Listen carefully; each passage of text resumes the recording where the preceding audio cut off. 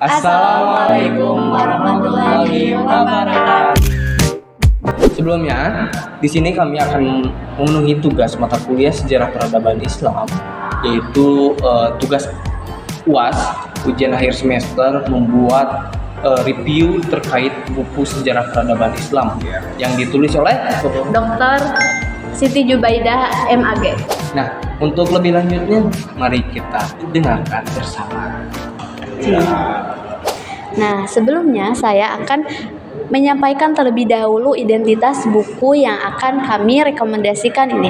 Judulnya Sejarah Peradaban Islam dengan penulis Dr. Siti Jubaidah MAG, diterbitkan di Medan pada tahun 2016. Alasan kami memilih buku ini karena cakupan pembahasannya umum tentang sejarah peradaban Islam dan bagus untuk dijadikan teman-teman sebagai pengantar sebelum mempelajarinya secara lebih mendalam.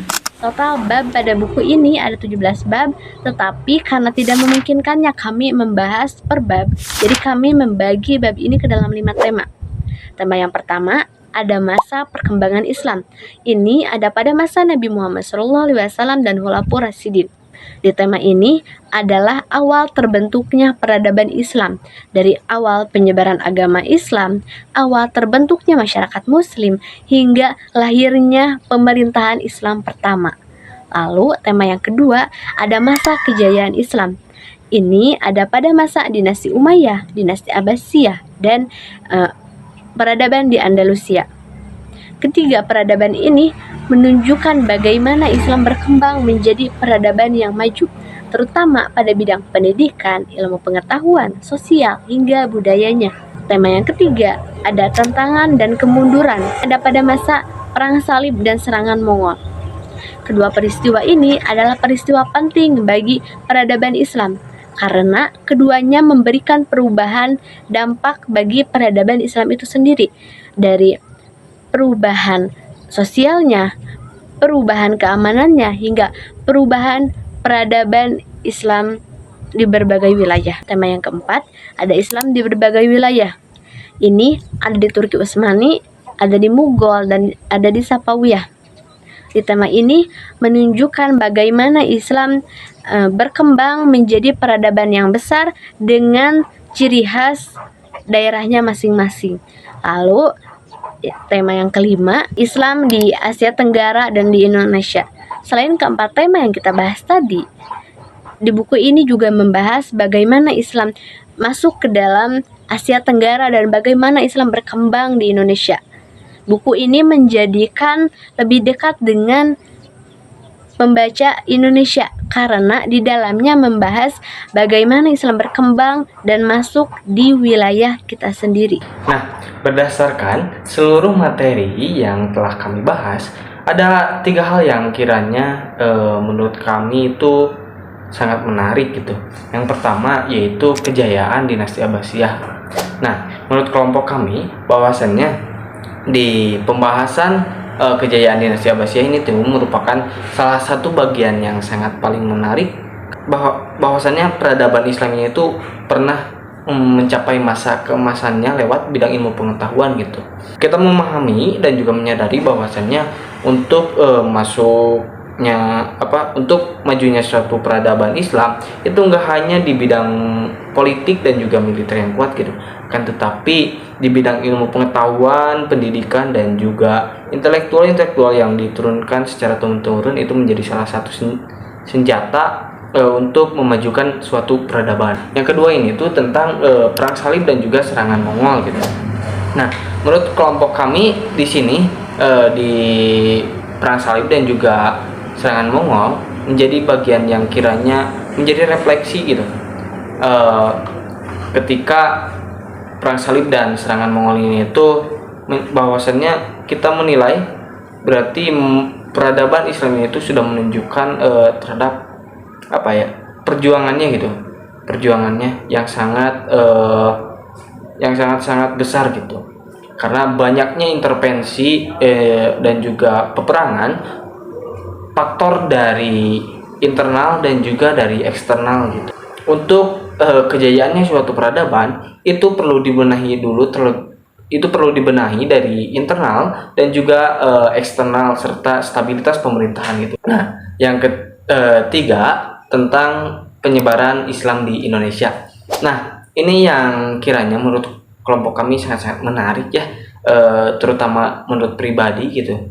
Karena topik ini tuh mengenai penyebaran Islam di Indonesia yang menjadi memiliki keterikatan langsung dengan sejarah perkembangan di Indonesia gitu. Nah, melalui materi yang ini tentang penyebaran Islam di Indonesia, bahwasannya kami memahami bahwa proses penyebaran Islam di Nusantara ini itu lewatnya secara damai gitu, nggak perlu ada peperangan terlebih dahulu. Nah, penyebaran Islam di Nusantara ini tuh lewat perdagangan, lewat interaksi sosial gitu, lewat kegiatan-kegiatan dakwah gitu. Nah, kan berarti pendekatan-pendekatan ini tuh sifatnya persuasif gitu, menjadi salah satu faktor penting yang mendukung diterimanya Islam oleh masyarakat Indonesia secara luas gitu. Mungkin itu. Buku ini punya kelebihan dari pembahasan materinya yang disusun secara runtut dan kronologis sehingga mudah untuk kita pahami. Gaya bahasanya cocok untuk pemula ataupun mahasiswa yang ingin mempelajari sejarah peradaban Islam. Cakupan pembahasan materinya dari berbagai periode penting yang terjadi dalam sejarah Islam. Namun beberapa pembahasan materinya masih bersifat umum sehingga kurang mendalam pada topik-topik tertentu. Analisis terhadap peristiwanya masih kurang kritis dan kurang mendalam. Itulah mengapa alasannya buku ini bagusnya dijadikan pengantar yang baik sebelum mempelajari sejarah Islam yang mendalam. Nah, sekarang udah bagian rekomendasi nih. Ada 3, yang ke-1 itu adalah sebagai sumber belajar. Buku ini layak digunakan sebagai sumber belajar karena materinya tersusun sistematis, mudah dipahami dan mencakupi pokok-pokok sejarah peradaban Islam. Terus yang kedua, sebagai referensi akademik, buku ini dapat digunakan sebagai referensi akademik, terutama untuk mata kuliah sejarah peradaban Islam. Namun, untuk penelitian yang lebih melanjut atau mendalam, sebaiknya dilengkapi dengan sumber lain yang lebih spesifik. Terus yang ketiga, sebagian koleksi perpustakaan, buku ini sangat layak menjadi koleksi perpustakaan karena memiliki nilai edukatif, relevan dengan kebutuhan mahasiswa dan pelajar, serta dapat menjadi referensi dasar dalam kajian sejarah Islam. Secara keseluruhan, buku Sejarah Peradaban Islam karya Dr.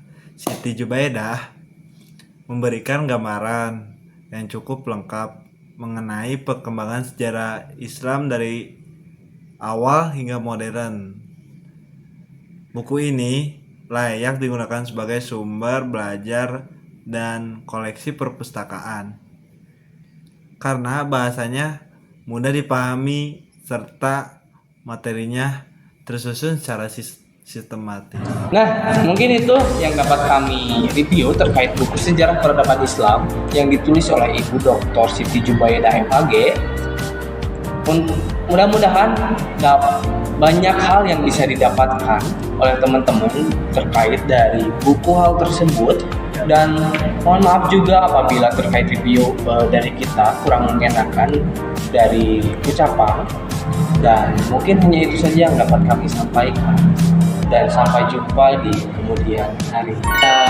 Assalamualaikum warahmatullahi wabarakatuh.